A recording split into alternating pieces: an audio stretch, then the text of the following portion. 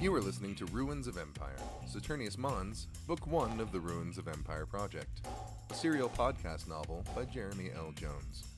Read by the author and Tyler Murphy.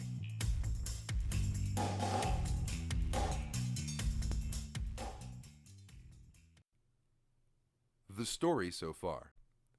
Viekko Spade, a member of the Human Reconnection Project, woke up from hibernation aboard the corporate resource transport ship Innovation. While getting ready, he took a dose of Triple T, an illicit drug he smuggled on board. It remained mostly undetected during his medical review with the team medic and former lover, Althea Fallon, although it did raise her suspicion. Then the team leader, Isra Jacario, entered and announced that they were late for a meeting with Vince Laban, a corporate executive and director of the corporation's mission to Titan.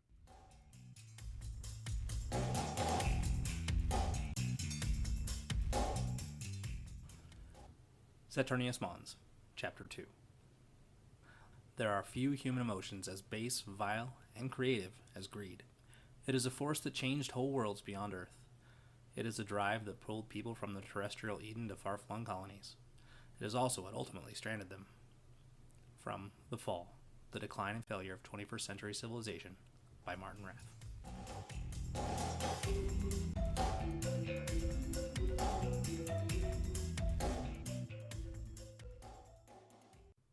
The tight corridors through CRTS Innovation were like some sort of small animal habitat in a madman's laboratory. It was a maze of cramped white plastic and aluminum that twisted and turned around each other so much that any sense of direction was jammed into the tumble dryer. Just to make it extra exciting, every corridor and hallway was packed with people. Engineers, soldiers, scientists, and crew members damn near had to crawl over each other in zero gravity. They all seemed to know where they were going, and they were all in a terrible rush to get there. Viekko could barely make his way through it all. He found himself inching along the walls, trying to escape the press of humanity. "We are late, Viekko," said Isra, several meters ahead. "Some urgency, if you please." Isra took a ballistic approach to navigating the crowd. She moved with the assumption that people would get out of her way, and, not surprising given her normal demeanor, most of them did. "Did you not hear me? We are late, and Laban will use that to his advantage," scolded Isra, nearly barreling into a worried-looking scientist. She was barely sociable at the best of times, but today she had all the goodwill and patience of a crocodile with a piece of driftwood crammed up his nethers. "Who we meeting again?" asked Viekko, nearly dodging a couple of corporate executives coming the other way. "Vince Laban, Mission Commander and Energy Consortium Executive." That explained her mood. High-ranking corporate figures tended to be the immovable object to Isra's unstoppable force. Viekko darted through the hole in the crowd. "So what you want me to do?" "Show up and look tough." Viekko cursed and flung himself forward. It wasn't that he minded that people viewed him as the embodiment of rage and muscle packed into human form, but he hated being used like he was nothing but a predictable chess piece to be moved around when and where they wanted. But he kept his mouth shut. And yet, somehow, without even looking back, Isra sensed his annoyance. She stopped and twisted around in the air. "Viekko, you are one of the finest extraterrestrial survival experts in the world, as well as a fine military tactician. I am aware, and trust me, I intend to bank on both of those skills when we are on Titan. But right now, I need a show of force, and you are the best visualization I can come up with on short notice." Viekko grabbed a handhold to keep him from plowing into a couple of annoyed corporation marines and said, "You think we're going to be needing a military tactician on Titan?" "I like to be ready for any number of scenarios, especially with the corporation involved." Without another word, Isra pushed back down the corridor and through the crowds. Viekko could only sigh and try to follow. Isra was nervous, and Isra didn't get nervous. The prospects on Titan were getting bleaker by the second. She continued to lead the way through the white plastic maze until she came to a hatch.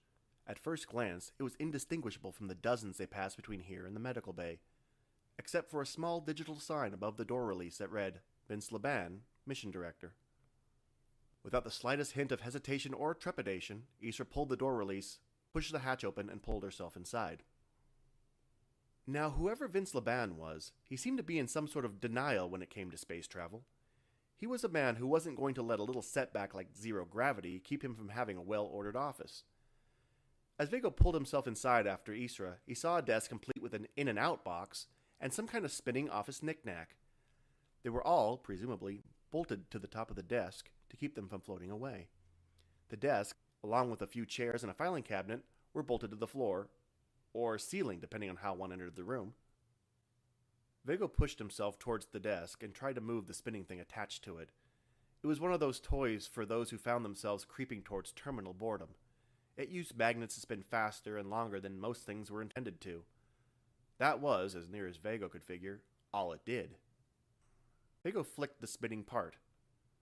What sort of mind does this, you think? Isra just surveyed the room with a sense of awe and said, "The kind that has never been told he cannot have something that he wants. In other words, the worst kind." A man entered from a hatch on the other side of the room. At least it was probably a man. Rats didn't normally grow that big or wear expensive black suits. He had a small, scrunched-up face that radiated from a nose that was several sizes too big for his body. His jet-black hair was combed to a mathematical precision and heavily caked with something that could stop a bullet. He plastered a wide, amiable smile on his face and pulled himself down to the desk. Even his smile was the kind of fake, toothy grin that never precedes something honest or truthful. He situated himself in a grand, red-cushioned chair and gestured to the smaller chairs in front of the desk. "Please, have a seat," he said. The way the man spoke made Viekko want to look behind his chair for an oil slick. "How exactly do you expect?" Viekko started to say. Then he noticed that every red antique chair was fitted with a lap belt. Once they were both seated and strapped in, Laban steepled his hands and said, "I apologize that we were not able to speak before the entire crew went into hibernation. Your addition to the roster was immediate." He touched the top of his desk and a series of holographic documents appeared. He scrolled through a few pages, acting as if he forgot he had people in his office to talk to him. Viekko felt a hot rise of anger, but Isra's expression remained perfectly still. After a few minutes, he waved his hands and the documents disappeared. While Ministry Corporation treaties allow oversight committees aboard transplanetary missions, you should inform your superiors that last-second additions, such as yours, disrupt the entire flow of a mission. This has been in the planning stages for months, and there was ample time for your people to request passage instead of forcing it on us hours before liftoff. Isra took a moment and smoothed out some of the wrinkles in her jumpsuit. This was something Isra did to take control of the situation. There was a complicated psychology involved, but it basically meant that the conversation would start when and how Isra wanted it to.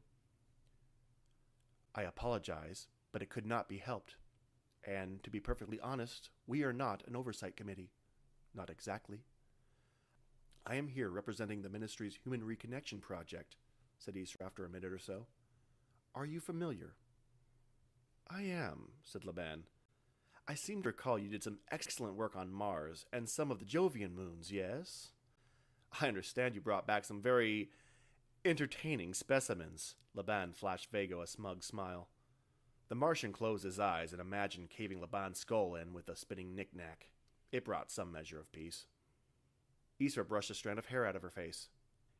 "Yes. We discover and study lost civilizations stranded on other planets after Earth fell. Which brings us to why we are here.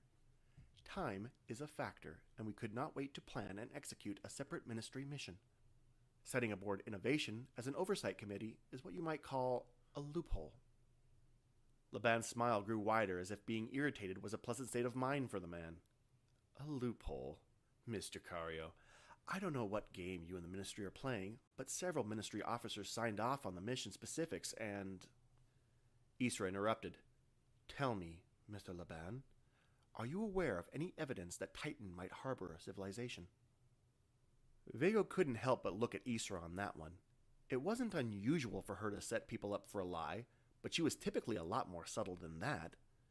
She might as well have opened a bear trap inches from Laban's face. Laban's expression melted into something resembling concern. "I see. I suppose I should offer my deepest apologies." "It just so happens," Isra started automatically, "I have documents that prove—" "Wait, what did you say?" "Yeah, what you say?" said Viekko.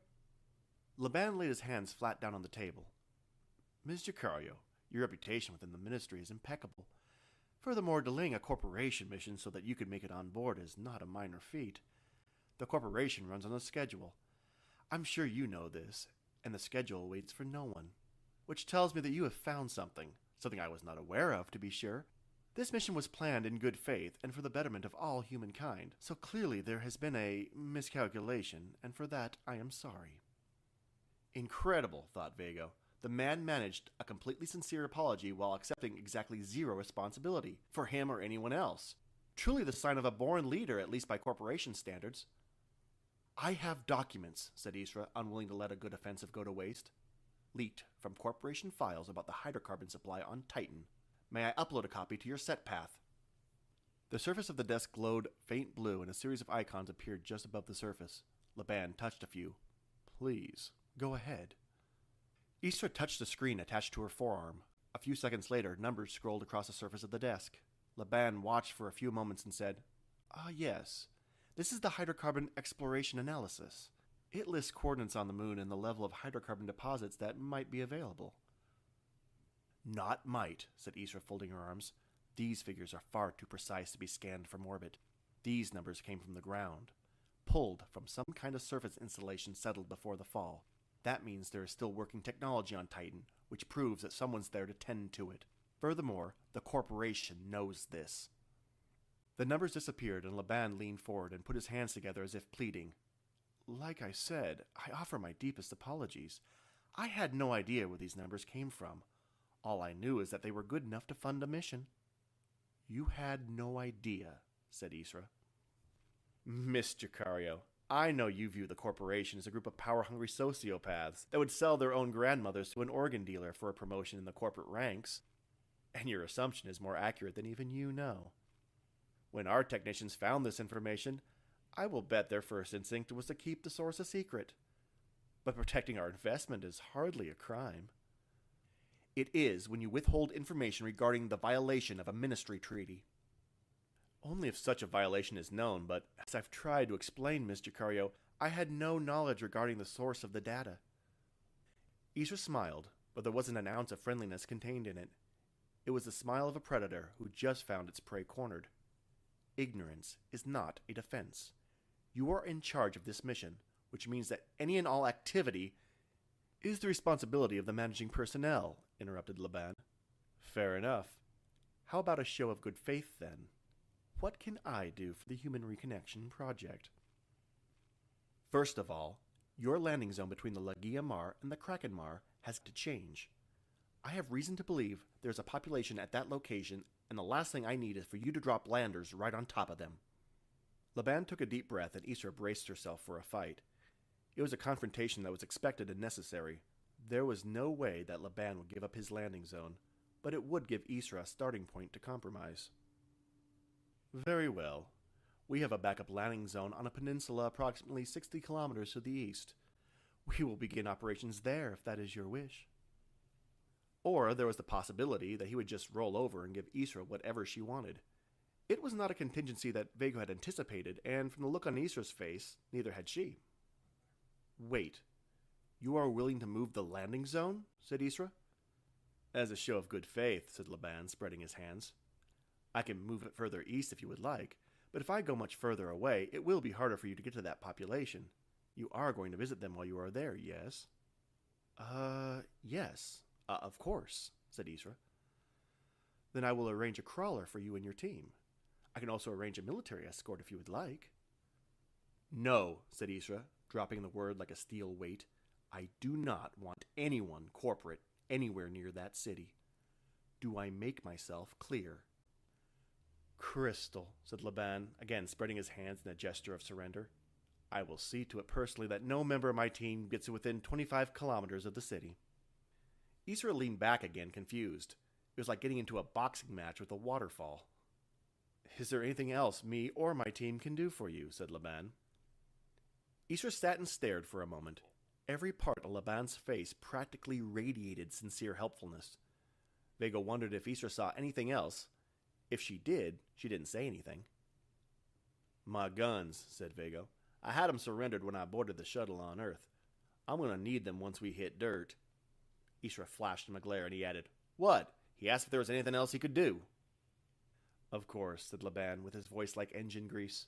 All weapons confiscated before hibernation are stored in the armory. I will make sure they are delivered to our military depot on Titan. You may pick them up there. Good enough? Vago nodded. I have to admit, said Isra suspiciously, I did not expect you to be this helpful. You are aware, if we find a lost civilization on Titan, the Ministry will force you to halt your hydrocarbon extraction operation. Delay, said Laban abruptly, temporarily, if you find something. Vago folded his arms. What do you mean, if? Laban reached out to touch the holographic documents in front of him. The pages cycled to the left with every flick of his wrist. Well, your only real proof that there is anyone on Titan is the fact that our orbital scans were too accurate. Isra pushed against the restraints that held her in her seat. They are too accurate. Nobody can get that level of detail from orbit. Laban waved his hands and the document disappeared. The Ministry can't. I think you will find that, within the corporation, all things are possible if they are profitable enough.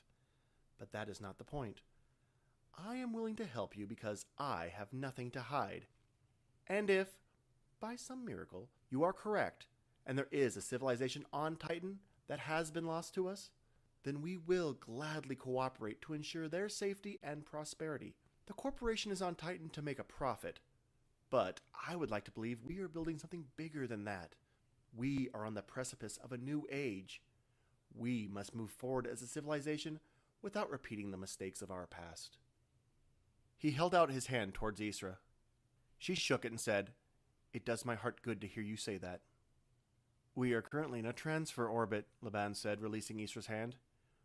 We'll be firing the engines that will put us into a stable orbit above Titan very soon. It would be wise to find a safe place for you and your crew. Thank you. I will do that, said Isra, unstrapping herself from the seat. Vago followed her as she pulled herself back into the hallway. There ain't no way he's not up to something, said Vago after they were far enough away. I am aware, said Isra. Her voice had a sub-zero quality to it. And if he don't got something rolling around his noggin, he'd have fought you on some of that. He just rolled over like a broke-dick dog. I am aware. So what you want to do about it? Asked Vago, losing his patience at Isra's constant monotone. Nothing. Nothing? Isra grabbed a handhold that brought her to a quick stop and flipped around. If we do anything to cause trouble now, he can go to the Ministry and rightfully claim that he cooperated to the best of his ability. He has got us right where he wants us. Is there any chance he was being truthful in there? Isra scowled. The only time the corporation is ever truthful is when they are sliding a knife between your ribs. But for now, play nice. When Laban makes his move, we react, but not before. Isra turned and pulled herself down the corridor.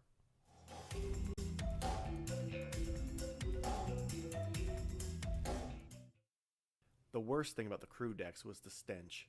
It was the sweat and shit of 500 Marines and engineers recirculated in the same confined space for over 14 months. It made even the bare aluminum walls feel greasy as Laban floated through the crowd. And there were people everywhere. Ever since he left the executive deck, Vince Laban felt crushed against the walls by the constant flow of humanity. And even though people took one look at his pressed black suit and gave him extra room, there was still something claustrophobic about this place. In truth, he would never be found outside the executive decks, but Laban was a pragmatic man above all else. Isra Jacario seemed satisfied for the time being, but that was temporary. She would start to cause trouble soon enough, and it would be best to have an agent in play. Laban found the Marine barracks just as a recorded message played through the speakers. Orbital thrusters engaging in 1 minute. All personnel and cargo must be secured immediately. Repeat, orbital thrusters in 1 minute. Corporate soldiers in dark blue uniforms and gray body armor scrambled to find a place to strap in as the recorded message continued. Places to sit were filling up, but there were a group of seats around one Marine in particular that were noticeably vacant. He had a large scar etched down the side of his face and short blonde hair cut to exact corporate standards. He sat alone, sharpening a knife with a leather strap held between one hand and his foot. The blade looked long enough to run through 2 or 3 people if he put enough effort into it, and he looked like the type who would give it a try. Laban pulled himself into a seat next to the soldier and buckled his seatbelt. It is my understanding that weapons are not allowed aboard a corporation spacecraft. The man slid the blade up and examined the edge. They make an exception for me, because I'm such a nice guy. Can I help you, sir? Vince detected an air of sarcasm in the Marine's voice, bordering on defiant. Sergeant Carr, am I right? You'd be right. He ran the knife back down the strap and said, And just what can I do for you? The speakers clicked on again. 45 seconds until orbital thrusters. I have a problem. I am told you have a gift for solving problems. Problems that need to be taken care of discreetly. The soldier continued to sharpen his knife. When it became clear that Carr had no intention to react, Laban continued. You are aware we have some guests on this mission, Sergeant? Carr shook his head. We are not to engage, hinder, molest, or interact with ministry personnel in any way without express permission from command. That would be you, sir.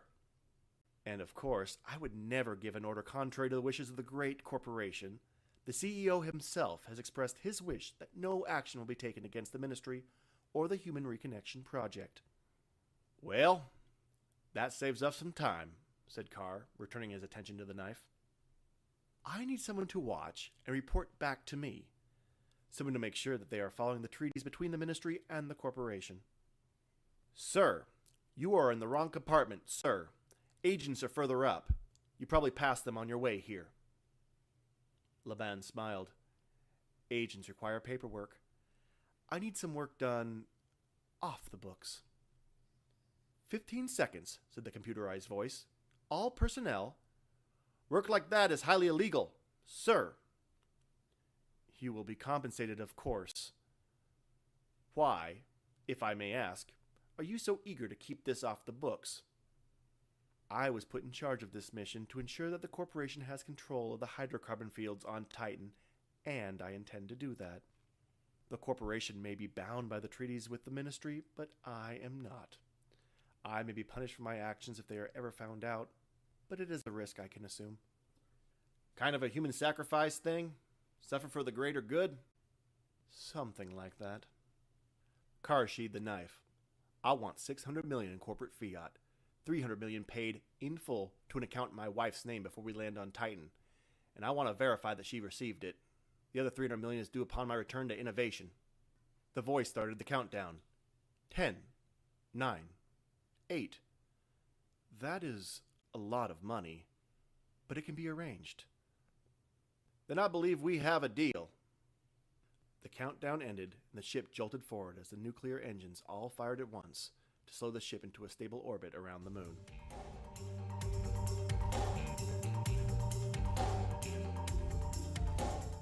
You have been listening to The Ruins of Empire, Saturnius Mons, the first book of the Ruins of Empire project.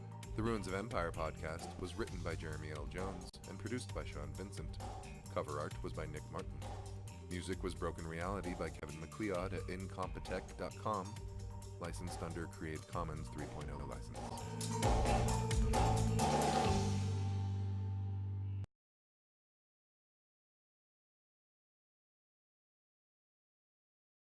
Hey everybody, Jeremy L. Jones here, author of Ruins of Empire. I hope you've been enjoying the podcast so far. If you have, leave a review below.